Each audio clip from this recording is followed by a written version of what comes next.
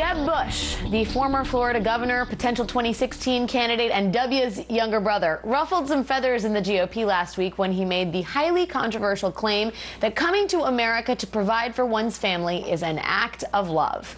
This weekend, wasting no time, a bunch more Republicans who may or may not also be running for president in 2016, a bunch of them gave their thoughts on the matter.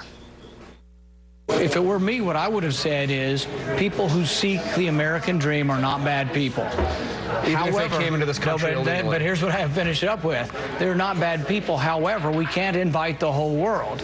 When you say they're doing an act of love and you don't follow it up with, but we have to control the border, people think, well, because they're doing this for kind reasons, that the whole world can come to our country. You know, I heard Jeb Bush the other day, and he was talking about people that come into this country illegally, they do it for love. That's one I've never heard of before. I've heard a lot. I've heard money, I've heard this, I've heard sex, I've heard everything. The one thing I never heard of was love. That's not that surprising. Never minding the periodic and ridiculous outbursts from the GOP, actual immigration activists are not giving up on reform.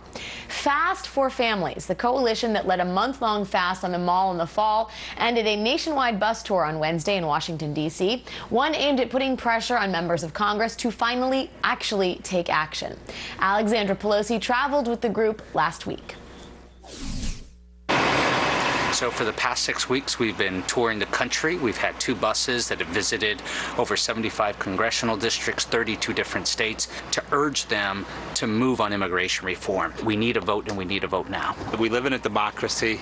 This is not a dictatorship. A small group of Republicans don't have the right to hold the rest of the country hostage. It's been a long journey, Lord. It's a moral issue, just like civil rights was a moral issue. Martin Luther King Jr., if he were alive, would be here with us on the bus today. Immigration reform is one of the greatest civil rights fights of our era. I want my kids, they're gonna be better than me, because this is my dream. And my kids also, you know, they never do nothing bad. Just maybe the bad they do is coming here. This is a religious issue, and that's why I, as a faith leader, have joined this fight. It's not a matter of whether it will happen, it's a matter of when it will happen. And the reason why we say that is we go back to the movements of the past. We go back to the abolitionist movement. We go back to the suffrage movement. We go back to the civil rights movement. We go back to the farm workers movement. And we know that we are in that lineage. But we don't come here to vacation. We come here to build this nation.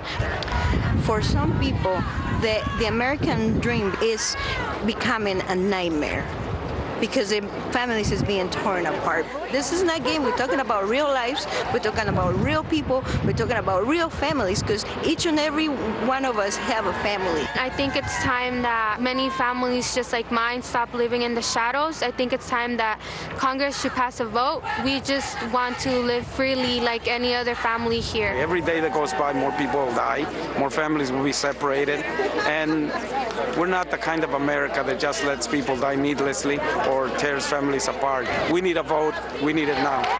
Joining me now is filmmaker Alexandra Pelosi and NBC's Casey Hunt. Thank you, ladies, for joining me. Alexandra, what a lot of people don't seem to understand is exactly what one of those, I think it was Lisa Sharon Harper from Sojourners, so eloquently put into words, which is that they see the immigration reform movement along the same lines as the suffrage movement, the abolitionist movement. This is a civil rights struggle for these families.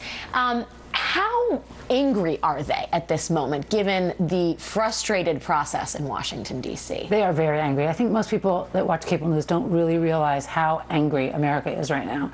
And it's really frustrating because you have these people's families being torn apart, 1,100 deportations a day, and you have 11 million undocumented people in America, and Congress is doing nothing.